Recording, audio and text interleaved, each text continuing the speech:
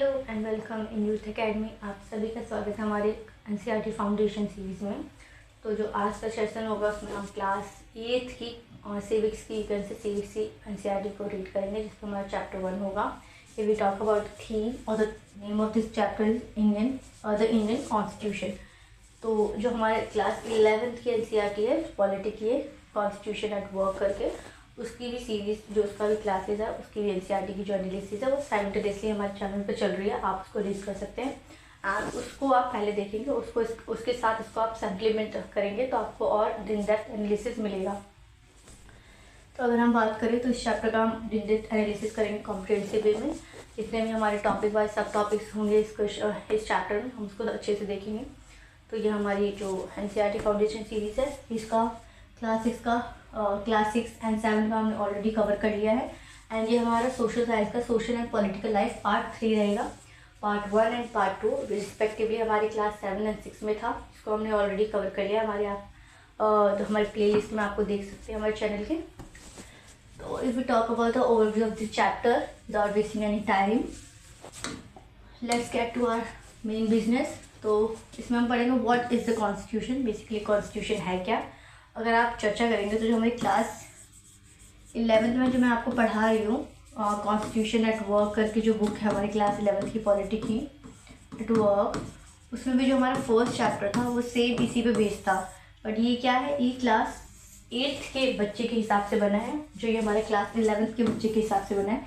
लेकिन जो इसका कंटेंट है इस चैप्टर का वो सेम, इसका कंटेंट इसमें इंक्लूडेड होगा और इसका content more comprehensive and more in depth होगा एज कम्पेयर टू क्लास 8।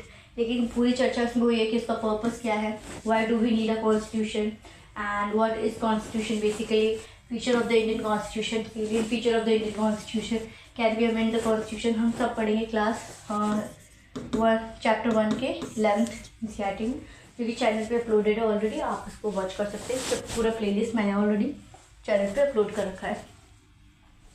तो let's get started for the real business. What is the constitution basically overview के हिसाब से। तो एवरीवन नोज दैट कि रिसेंटली अगर हम देखें हमारे कितने अमेंडमेंट्स हो चुके हैं। हमारे लास्ट ओवरव्यू में था कि कैन वी डू अमेंडमेंट्स वाला, can we amend the constitution.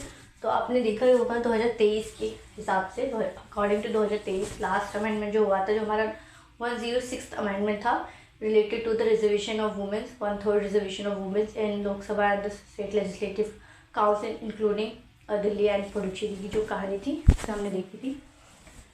तो इस पर जो था उसका तो आंसर में मिल गया, can we amend the constitution. If there is other features related to this, that amendments, who can do the amendments, how can do the amendments with special majority, simple majority, absolute majority, effective majority, 7 type of majority हम पढ़ते हैं।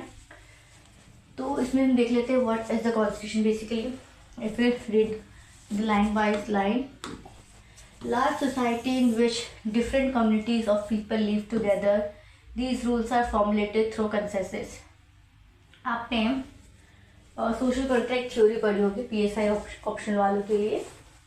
Social contract theory में Rousseau ने अपनी एक theory बताई है कि जो ग्रुप ऑफ इंडिविजुअल्स होते हैं वो एक कम्युनिटी बनाते हैं, फिर वो कम्युनिटीज़ का कहते हैं अपने रिप्रेजेंटेटिव चुनता है ग्रुप ऑफ इंडिविजुअल में से, क्योंकि उनको अपनी राइट्स को सिक्योर करना है। Right to life, right to liberty, ऐसे हमारे जो हमें नेचुरल राइट्स मिले हैं रूसो के कॉन्ट्रैक्ट थ्योरी के हिसाब से, नेचुरल राइट्स जो हमें ग्रांट किए गए हैं।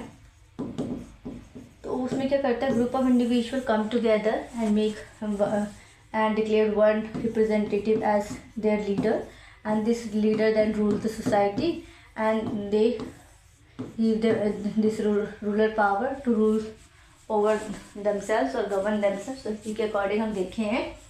तो ये जो हमारा what is constitution, constitution basically एक कंसेंसस पे बेस्ड बना हुआ डॉक्यूमेंट है, rules formulated through the consensus. It is kind of a book of a rules and regulations जो कंसेंसस पे बेस्ड बना है। हम कहानी पढ़ेंगे कंसेंसस कैसे बेस्ड पे था। And modern countries of this consensus is usually available in the written form. तो जो कॉन्स्टिट्यूशन है वो रिटन एंड अनरिटन फॉर्म में देखने को मिलता है। रिटन फॉर्म की बात करें, जैसे इंडिया का एग्जाम्पल है, India have a written constitution where is Britain is don't have a written constitution. तो जो रिटन एंड अनरिटन कॉन्स्टिट्यूशन के बेस हमें 2 टाइप्स के मिलते हैं। कंसेंसस बेस्ड होता है। A written document in which we find such rules is called the constitution. Rules and regulation to govern the society, to form the society. So and it is basically these rules and regulation are formulated through the consensus. और ये consensus हमें कैसे आता है, अगर हम democracy में की बात करें, डेमोक्रेटिक इंडिया की बात करें, तो ये कंसेंसस हमें थ्रू इलेक्शन मिलता है। इलेक्शन वोटिंग से हम अपने रिप्रेजेंटेटिव को चूज करते हैं and are representative that make these rules, मतलब basically parliament who can frame the who have the power of decision making, if we can the legislature in the political term, legislature, executive and judiciary का पूरा जो governing system होता है, 3 organs of the government, उसी पे based कहानी है। तो constitution is a set of rule books, there is a written rules basically formulated by the consensus to govern the people or citizen of this particular area of the country। तो ये हमारे constitution assembly में जो debate चलती थी, तो frame the constitution of India, तो constitution assembly में ये डिबेट है। हमारे ऑनरेबल प्राइम मिनिस्टर, जो हमारे एक्स प्राइम मिनिस्टर थे पंडित जवाहरलाल नेहरू जी, वो अपने ट्रस्ट विद डेस्टिनी की स्पीच दे रहे हैं। यहाँ पर वो बता रहे हैं जैसे हमारी इंडिया आज़ाद हुआ था, तो उसी हिसाब से अपने कॉन्स्टिट्यूशन असेंबली में क्या क्या डिस्कशन हुई थी। तो यहाँ पर अगर हम देख लें, between December 1946 to November 1949 constitution assembly drafted constitution for the independent India. ठीक है, तो ये जो फ्री इंडिया थी, उसकी डेस्टिनी 125 साल के ब्रिटिश रूल में जो शेप हुई थी, उसी पे थी। बेसिकली हमने जितने भी 150 साल के रूल में ब्रिटिश का जो भी जितना भी इनइक्वालिटी, इनजस्टिस का फॉर्म देखा, उसी को हम बेसिकली हटाकर, उसी को हम रिमूव करके एक ऐसा सोसाइटी बनाना चाहते हैं जिसमें हमें इक्वालिटी, लिबर्टी, जस्टिस प्रोवाइड हो, जो कि हमारे प्रेम्बल का स्वरूप है। ठीक है, आप देखेंगे जो हमारे पंडित जवाहरलाल नेहरू जी थे, उन्होंने AIIMS and objective resolution introduce किया था। ठीक है, उसी पे बेस हमारा प्रेम्बल का फ्रेमवर्क बना है, blueprint of the preamble. Why does a constitution need, why does a country need a constitution? Basically हमें कॉन्स्टिट्यूशन क्यों चाहिए, एक कंट्री को कॉन्स्टिट्यूशन क्यों चाहिए? तो हमें जैसे कि मैंने कहा कि constitution is a rule book. Basically ये रूल्स बने हुए हैं, एक सेट ऑफ लिस्ट है रूल्स का, जो basically formulated through the consensus और टू गवर्न द सोसाइटी और गवर्न अ कंट्री। तो इसमें पूछा है गवर्नमेंट गवर्न तो करती है कंट्री को, but why does country need a constitution? Country को कॉन्स्टिट्यूशन किस लिए नीड है? तो today most countries in the world have a constitution, while all democratic countries are likely to have a constitution. Contemporary India में, contemporary world में बात करें तो सब कंट्रीज के पास अपना कॉन्स्टिट्यूशन है। डेमोक्रेटिक कंट्री, डेमोक्रेटिक कंट्री की बात करें, are likely to have a constitution. It is not necessary that all countries that have a constitution are democratic. Means जितनी भी कंट्रीज हैं जिनके पास कॉन्स्टिट्यूशन है, इसका मतलब वो नहीं है कि वो डेमोक्रेटिक कंट्री है, but all the democratic countries have the constitution, but not all having the constitution is a democratic country. Syllogism का पार्ट हो गया, आई नो सिलोलिज्म की कहानी हो गई। जितनी भी डेमोक्रेटिक कंट्री होगी, डेमोक्रेसी का मतलब होता है rule by the people, for the people, of the people. तो इसमें जो पीपल का कंसेंसस है बेस में जो ये हमारे रूल्स बनते हैं, तो मीन्स अगर ये पीपल कंसेंसस पे रूल्स बना रही है, सबको equality of opportunity, equality, justice, freedom दे रही है, तो बेसिकली पीपल तो चाहेगी कि उनकी बेसिकली ज़्यादा वेलफेयरिज्म हो, वेलफेयरिज्म अप्रोच हो, सोशलिस्ट अप्रोच हो। तो इसी की काइंड ऑफ में अगर हम देखें तो डेमोक्रेटिक कंट्री में हमेशा कॉन्स्टिट्यूशन रहेगा, लेकिन जहाँ कॉन्स्टिट्यूशन रहेगा उसका मतलब ये नहीं कि वो डेमोक्रेटिक कंट्री ही रहेगी। ठीक है, constitution serve as a several purpose. ठीक है, कॉन्स्टिट्यूशन बहुत तरह से अपने पर्पस सर्व करता है। ठीक है, it lays down certain ideas that form the basic of the kind of country that we citizen aspire to live in। See हमने अगर क्लास 11th की बुक को, NCERT बुक को रिफ़र करें, पॉलिटी की कॉन्स्टिट्यूशन एट वर्क करके, उसमें बोला गया था कि there is a need and aspiration of the people and constitution fulfil those need and aspiration through the rules. ठीक है, there is a minimum degree of cooperation between the citizens to get their needs and aspiration to be fulfilled। तो उसमें था जो हमारा जो constitution एक हमें आइडियल सोसाइटी प्रोवाइड करता है, और जो ये हमारे ideal society in the form of हमें फंडामेंटल राइट्स देखने को मिलता है। जो हमारे फंडामेंटल राइट्स है जो कि हमारे आर्टिकल 12 से 32 के बीच में देखने को मिलेंगे। 33, 34 एंड 35 जो हमारे एक्सेप्शंस हो जाते हैं आर्टिकल 12 से 32 के फॉर्म में देखने को मिलेगा फंडामेंटल राइट्स। फिर हमारे DPSPs हो जाते हैं जो आर्टिकल 36 से 51 के बीच में रहेगा। DPSP directive principle of the state policy जो कि वेलफेयरिज्म के अप्रोच पे है, सोशलिस्ट के अप्रोच पे है। ये हमारे सोशल एंड कल्चरल इक्वालिटी और रिप्रेजेंटेशन की बात करके DPSP हमारी सोशल एंड कल्चरल रिप्रेजेंटेशन की बात करते हुए various fundamental rights are basis on the political representation. ठीक है, और प्रेम्बल को देखिए। प्रेम्बल में जितने भी हमारे आइडियल्स हैं, बेसिकली जो आइडियल्स ऑब्जेक्टिव्स है, ये इंडिया को बताया गया कि फ्यूचर में इंडिया कैसा रहेगा। ये कहानी हमारे 1950 के आसपास हमारा कॉन्स्टिट्यूशन फ्रेम्ड हुआ था। आज हमारा 2025 चल रहा है। तो इतने सालों में जो ये हमें इस समय आइडियल मिला था, ये आइडियल जितना अभी तक फॉर्म हुआ है, डायनेमिक फॉर्म देखने को मिला है, अभी तक हमने जितना अचीव्ड कर लिया है, यही हमारा आइडियल स्टेट बनता जा रहा है। उस समय हमें नहीं पता था आइडियल स्टेट बनेगा कि नहीं, लेकिन हम बोलते हैं ना, हम अपना रेजोल्यूशन लाते हैं कि नेक्स्ट ईयर मैं ऐसे इंसान बनूंगा, नेक्स्ट ईयर मैं ये करूँगा। तो ये हमारा एक आइडियल स्टेट ऑफ माइंड है। तो उस समय 1950 में हमारे कॉन्स्टिट्यूशन असेंबली के फाउंडिंग फादर्स ने सोचा हमारे एक इंडिया का आइडियल भी होना चाहिए कि इंडिया में इक्वालिटी होगी, लिबर्टी होगी, फ्रेटर्निटी होगा, ब्रदरहुड होगी, जस्टिस होगी। ठीक है, तो इक्वालिटी ऑफ अपॉर्चुनिटी होगी, लेवल प्लेइंग फील्ड देने को मिलेगा, जिसमें हमने रिजर्वेशन की पॉलिसी अपनाई।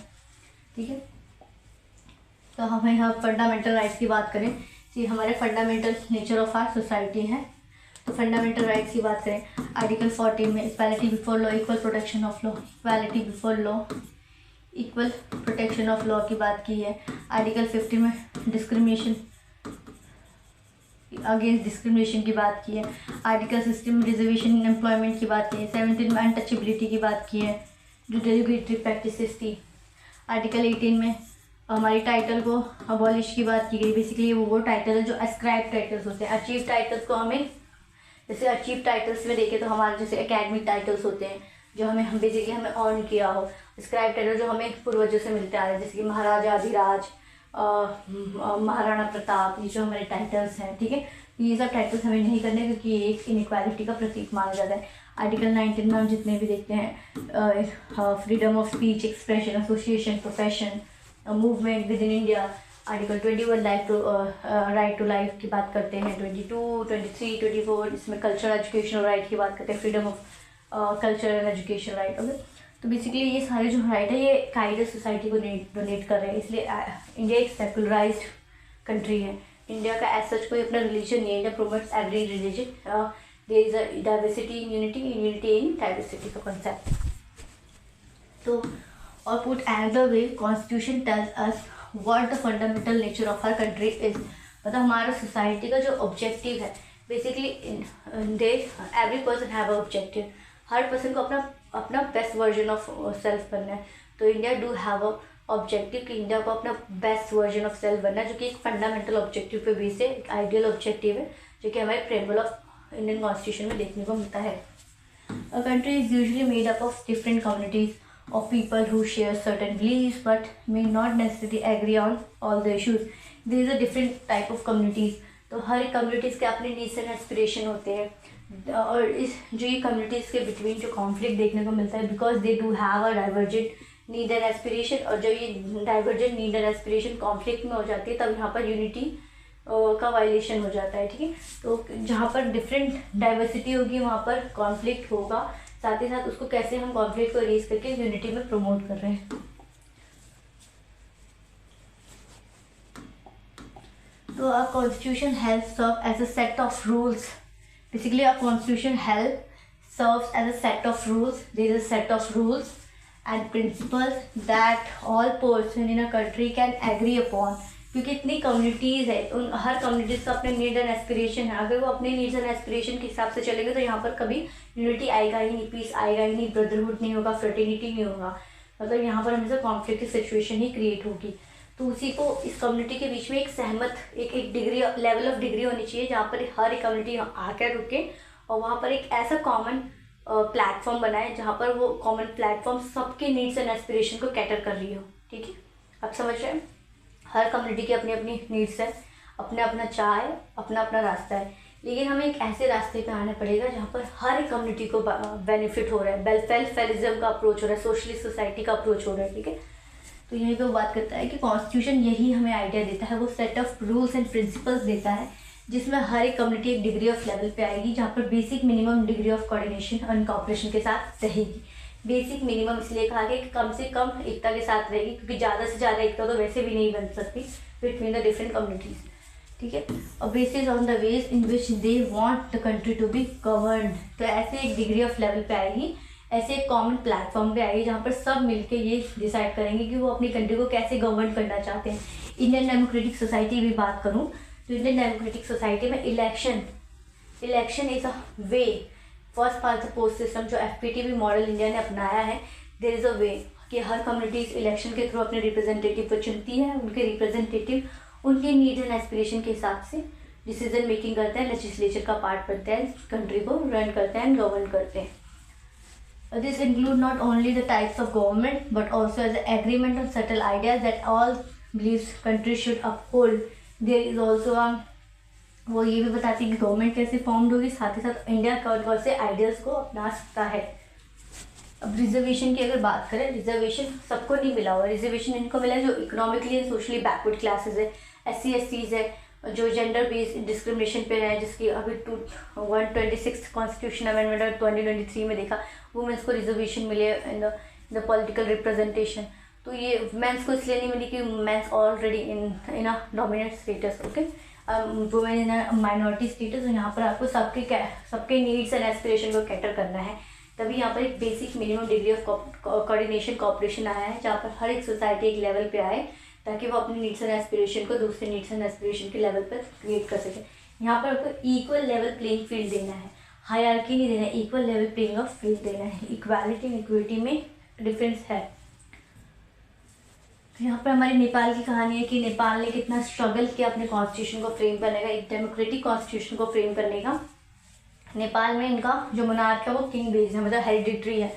तो इसकी कहानी देखते हैं कि नेपाल ने कितना स्ट्रगल किया और कहाँ से इनकी कहानी चलती है।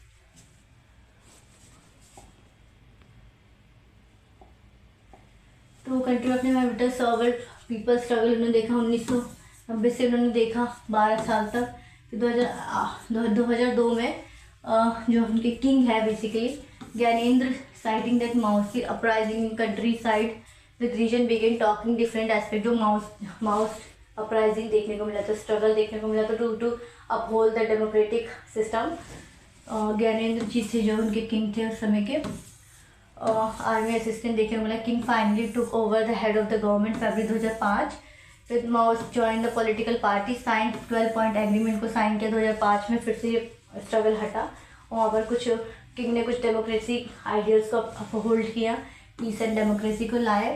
तो 2006 में people's movement for democracy began gaining immense force, क्योंकि वो चाहते थे कि मोनार्की पूरे एब्सोल्यूट तरीके से हट जाए।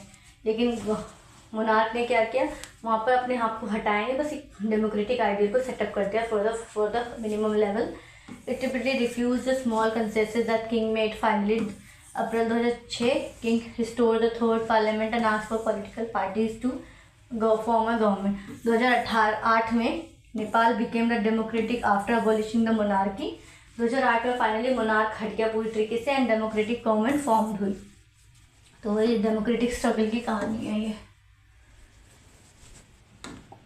यहाँ पर देखते हैं the until recently Nepal announce the monarchy. Previous constitution of Nepal जो कि 1990 में लाया गया था reflected the fact that final authority rested with the king. अब जो किंग था वो मोनार्क था, हेरिडेटरी था, यहाँ पर पीपल का कोई कंसेंसस नहीं था। और हमने देखा कि कॉन्स्टिट्यूशन में क्या होता है, सेट ऑफ बेसिक रूल्स होते हैं जो कि कंसेंसस पे बेस्ड होते हैं, फॉर्मुलेटेड बेस्ड ऑन कंसेंसस पे बेस्ड होते हैं। पीपल की चॉइसेस के आधार पर वो बेसिक सेट ऑफ रूल्स को इसमें इंक्लूड किया जाता है। लेकिन 1990 के दौरान मोनार्की थी वहाँ पर, मतलब फाइनल अथॉरिटी किसके पास होती थी, किंग के पास। और किंग पीपल ने चूज़ नहीं किया था, किंग हेरिडेटरी था। जनरेशन टू जनरेशन किंग बनते थे, इसलिए उसको एब्सोल्यूट अथॉरिटी दे दी गई थी, फाइनल अथॉरिटी इसी के पास थी। तो इसी के लिए रिमूव करते हुए वहाँ पर डेमोक्रेटिक गवर्नमेंट को स्टैब्लिश किया गया। डेमोक्रेटिक इन 2006 में 2008 में फॉर्मली आया। Because it did not reflect the ideals of the country that they want Nepal to be. King basically उसके पास फाइनल अथॉरिटी थी। किंग अपना लिमिटेड ऑब्जेक्टिव एंड रेजोल्यूशन के साथ कंट्री को गवर्न करता, लेकिन पीपल्स जिस तरीके से कंट्री को गवर्न करना चाह रहे थे वो रिफ्लेक्ट नहीं हो रहा था कॉन्स्टिट्यूशन में, इसलिए 2006 में फिर से स्ट्रगल हुआ। 2008 में एब्सोल्यूटली मोनार्की को अबॉलिश किया गया। तो यहाँ पर है डिफाइन द नेचर, तो हम सेकेंड पर्पस देखेंगे, define the nature of countries political system. तो फर्स्ट है कि बेसिकली जो हमारा फर्स्ट पर्पस था कि ये हमें बेसिकली सेट ऑफ रूल्स देता है जो कि फॉर्मुलेटेड अपॉन द कंसेंसस जो कॉन्स्टिट्यूशन है। और हमारा थर्ड जो सेकंड पर्पस है वो define the nature of the country's political system. For example, Nepal's earlier constitution stated that the country was to be ruled by the king and his council of ministers. ठीक है, in countries that have adopted democratic form of the government और political polity, the constitution play a crucial role in laying out certain important guidelines that governs decision making within the society. हमें पता है हमारे three organs of the government होते हैं। We talk about the organs of the government, तो हमारा होता है लेजिस्लेचर जो कि डिसीजन मेकिंग करता है, जो डिसीजन करता है, जो हमारा पार्लियामेंट है।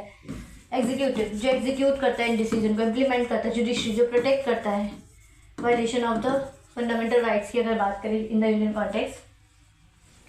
तो ये जो हमारा सेकंड पर्सन है कि हमारे एक कंट्री का पॉलिटिकल सिस्टम भी बताता है। तो इंडिया के अकॉर्डिंग में देखिए, इलेक्शन में FPTP model first pass the post system को जो हम अपहोल्ड करते हैं, उसमें इलेक्शन पीपल इलेक्शन करते हैं, वोटिंग के थ्रू अपने रिप्रेजेंटेटिव को इलेक्ट करते हैं और ये रिप्रेजेंटेटिव बाद में लेजिस्लेचर की तरह बनता है और वो decision making in the form of bills हो गए, पॉलिसीज़ हो गई, स्कीम्स हो गए, अमेंडमेंट्स हो गए, रूल्स एंड रेगुलेशंस हो गए, में पार्टिसिपेट करता है। तो जो ये पीपल ने इनको इलेक्ट किया है, तो मतलब ये जो भी डिसीजन लेंगे one the spirit of this लेंगे, मतलब ये जो भी डिसीजन लेंगे इनके अनुसार लेंगे, मतलब इनके लिए जो अच्छा होगा, जो वेलफेयरिज्म के अप्रोच को निभा रहा होगा, सोशलिस्ट सोसाइटी बेस्ड होगा।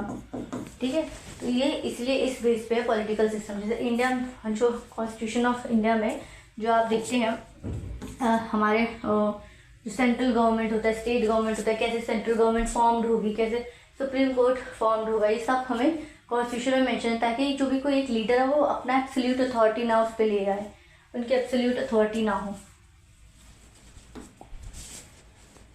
In a democracy, we choose our leaders so that they can exercise power responsibility on our behalf. तो if we talk about the India have a parliamentary form of the government. India का है parliamentary form of the government. Parliamentary form of the government. तो इसमें क्या होता है कि इसमें क्या होता है, executive is responsible to the legislature.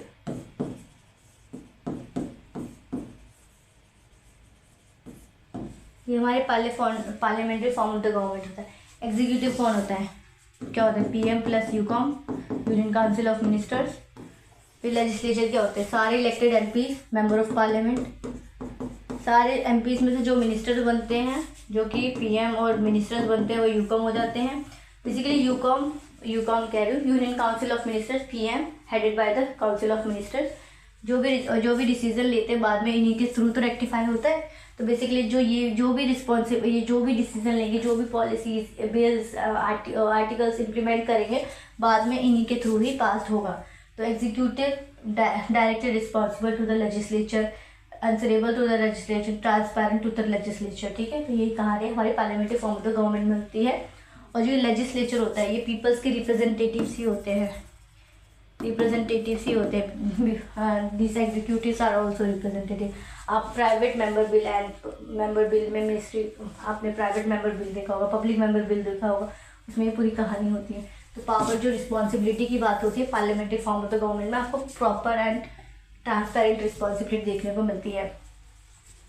However, there is always a possibility that these leaders might misuse their authority, and Constitution usually provides safeguard against this. For example एक बार वो इलेक्शन के थ्रू पावर में आ गए तो अब क्या कर सकते हैं, वो पावर में तो आ गए, अब वो क्या कर सकते हैं, पावर के थ्रू हो सकता है अपने कॉन्स्टिट्यूशन को ही चेंज कर दें।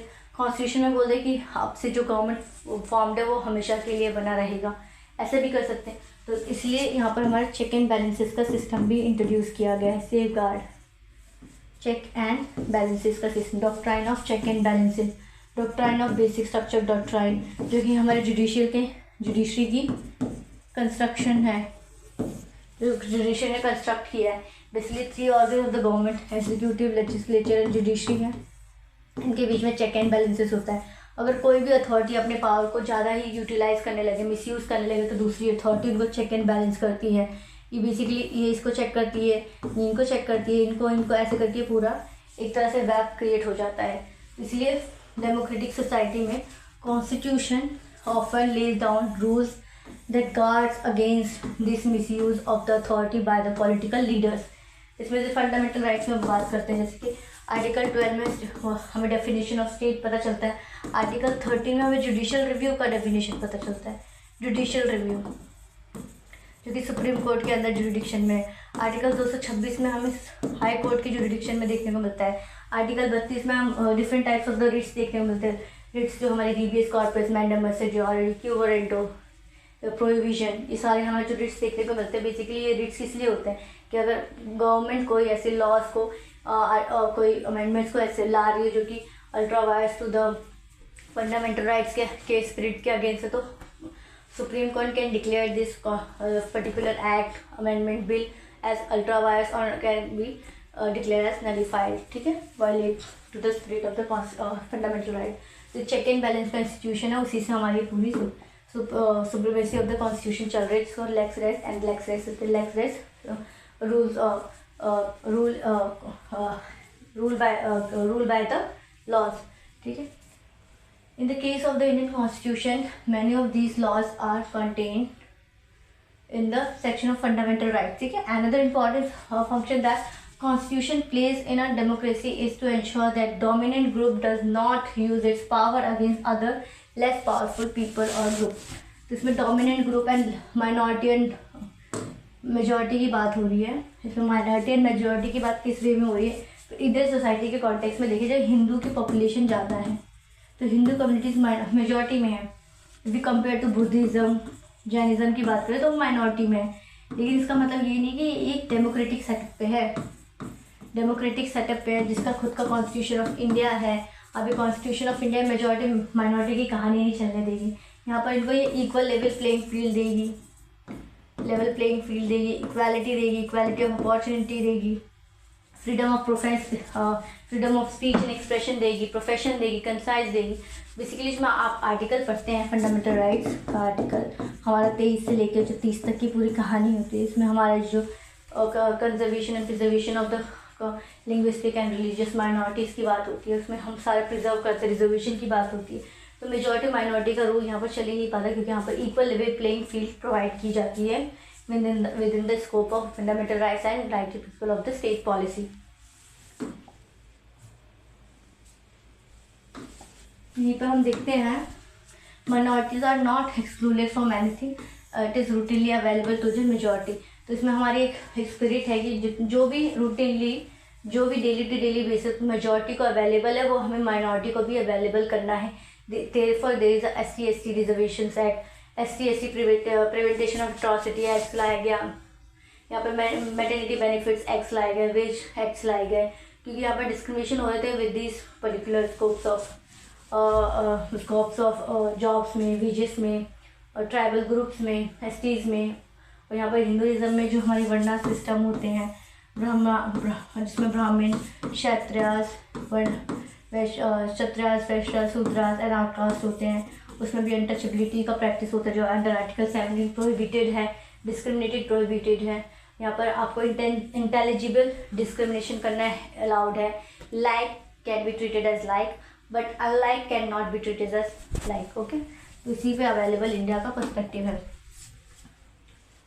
और prevent the training of the dominant by the majority of minority, basically majority minority को ज़्यादा ऑप्रेस ना कर दे, उसको सरपास ना कर दे, इसलिए यहाँ पर इक्वालिटी का प्रोविज़न लाया गया है। For one community dominating another. यहाँ पर एग्जाम्पल दिया है कि वन कम्युनिटी, एक कम्युनिटी दूसरी कम्युनिटी को डोमिनेट करती है। एग्जाम्पल में इंटर कम्युनिटी डोमिनेशन, और a member of one community dominating the other with in the same community. ठीक है, तो ये इंट्रा कम्युनिटी मेंबर मीन्स यहाँ पर अगर दो कम्युनिटी एक कम्युनिटी दूसरे कम्युनिटी को डोमिनेट कर रही है तो यहाँ पर इंटर कम्युनिटी डोमिनेशन हो जाएगा। Where is within the same community. We talk about the Hindu caste system, वहाँ पर क्या होते हैं, हिंदू तो सब होते हैं, वैश्यास, ब्राह्मण, शूद्रास, आउटकास्ट सारे हिंदूज हैं, बट यहाँ पर वर्णा सिस्टम पे बेस पे डिस्क्रिमिनेशन होता है। तो यहाँ पर इंट्रा कम्युनिटी डोमिनेशन की यहाँ पर बात हो जाती है। ठीक है, तो we need a constitution is to save us from ourselves, feel strongly about the issues that might be against our large interest and constitution help us guard the interest। Basically constitution हमारे interest को guard करता है। and decision that we might take they could not have an adverse effect on our large principle that the countries believe in। तो जो भी हम decision लेते हैं वो हमारे एक लार्ज कंसाइज को के अगेंस्ट ना चले जाए, इसलिए यहाँ पर जो हमारे FPTP मॉडल पे जो ये होता है कि मेजॉरिटी पार्टी विंस, तो इसमें बोलते हैं मेजॉरिटी के जो डिसीजन होते हैं वो राइट होते हैं। यहाँ पर जो मेजॉरिटी की डिसीजन ली जा रही है, ये इलेक्शन की बात हो रही है, इलेक्शन के समय में, तो वो लार्ज कंसाइज को डोनेट करती है, क्योंकि इसमें जो मेजॉरिटी होती है वो अमालगमेशन ऑफ डिफरेंट कम्युनिटीज़ होती है। We need a strong dictators, तो यहाँ पर बात की है may not realize that in the long run dictatorial rule goes against all their interest। तो बेसिकली यहाँ पर कभी कभी होता है ना कि एक पर्टिकुलर ग्रुप ऑफ इंडिविजुअल सोचता है कि डिक्टेटर ही ज़्यादा अच्छा था, क्योंकि डेमोक्रेसी में है ना स्टेबल गवर्नमेंट नहीं रहती, रूल्स चेंज होते रहते हैं, पॉलिसीज चेंज हो देती है, एक गवर्नमेंट जब दूसरे को रिप्लेस करती है, तो कहते हैं डिक्टेटरशिप सही है कि लंबे समय तक रहेगा, डिक्टेट करेगा और अपनी पॉलिसी को स्टेबल रखेगा, पर उनको ये नहीं पता कि वो डिक्टेटरशिप ट्रेनी में कन्वर्ट हो जाती है, जब वो डिक्टेटरशिप अथॉरिटेटिव हो जाती है, एब्सोल्यूट पावर में कन्वर्ट हो जाती है। ठीक है, constitution does not allow these whims and to change its basic structure. If we talk about the whims and fancies, we cater to few seconds of joy, deeper thinking ensure lifetime happiness।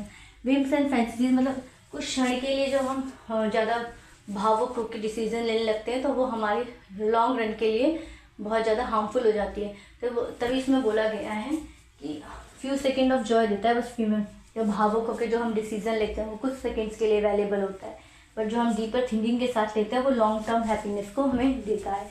तो यही कहानी हमें democracy में देखने को मिलती है election के थ्रू। की feature of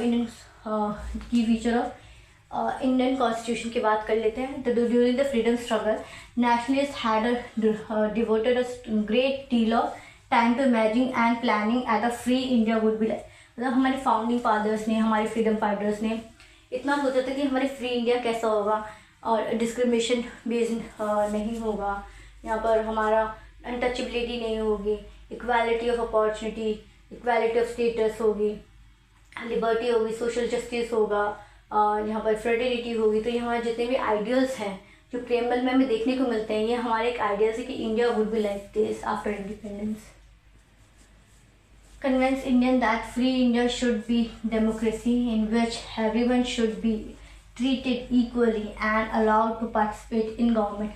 allowed to participate in the government के अगर हम टर्म्स को देखें तो हमारा democratic Republic sovereign democratic Republic है। सोवरेन डेमोक्रेटिक रिपब्लिक हमारे क्या मतलब हो रहा है यहाँ पर कि इंडिया पे कोई भी एक्सटर्नल इन्फ्लुएंस नहीं है, India is independent in itself. और डेमोक्रेसी का मतलब यहाँ पर पीपल्स के डिसीजन से होगा, एंड रिपब्लिक का मतलब यहाँ पर पीपल पार्टिसिपेट कर सकते हैं इन द गवर्नमेंट।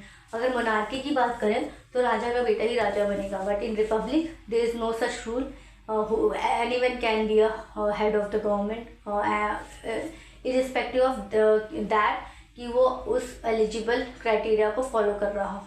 अगर पीएम की बात करें, कोई भी पीएम बन सकता है इंडिया का, any citizen can be a PM.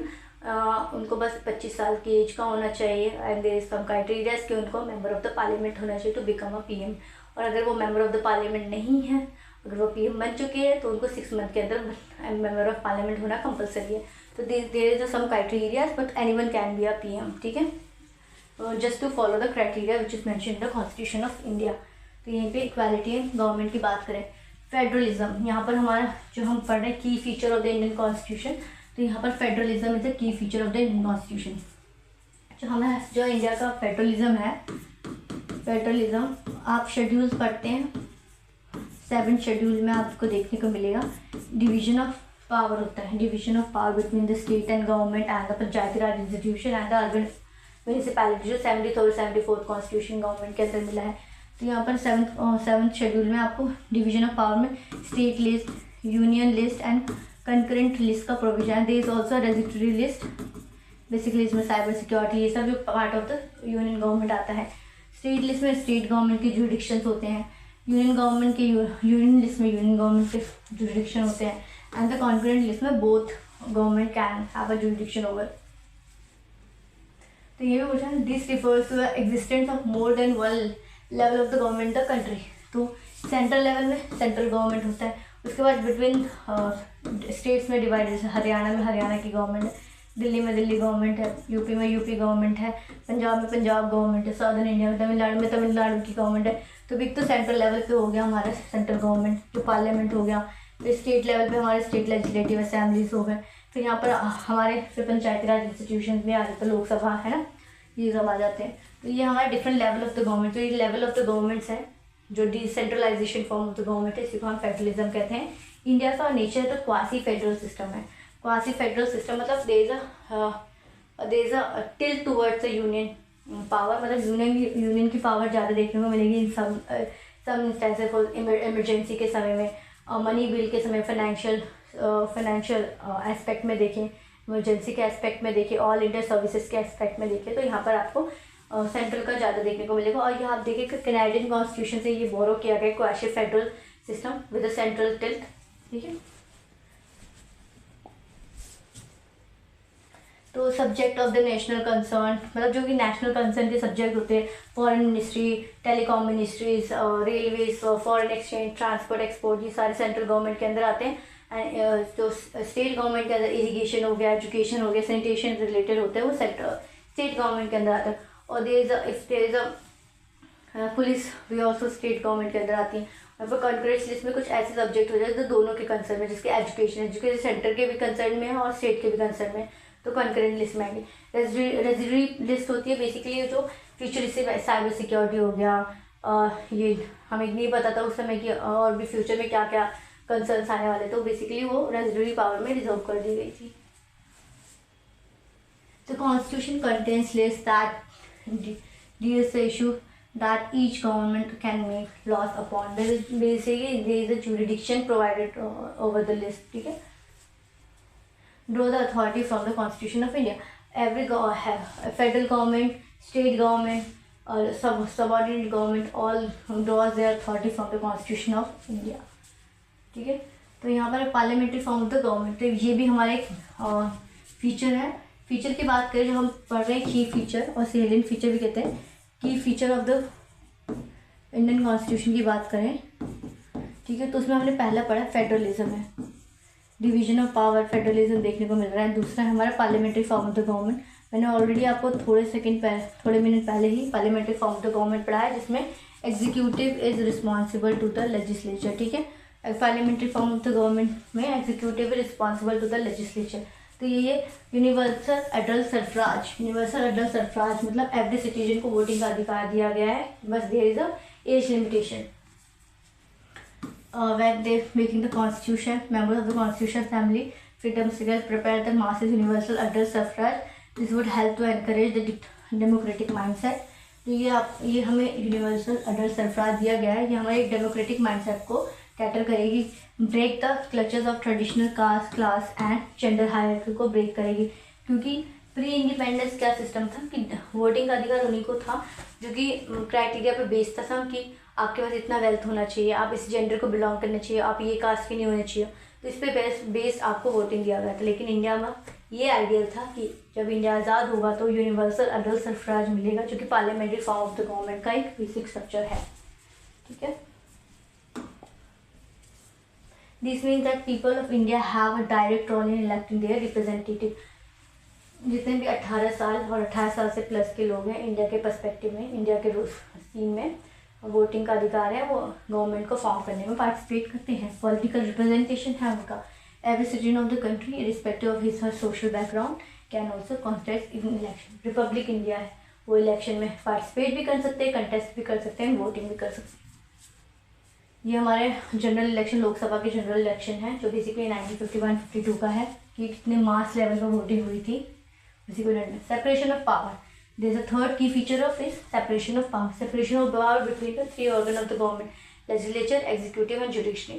ठीक है, check and doctrine of check and balance and doctrine of separation of power, and there is a doctrine of basic structure doctrine of. ठीक है, these are the legislature, executive and judiciary. These are three organ of the government.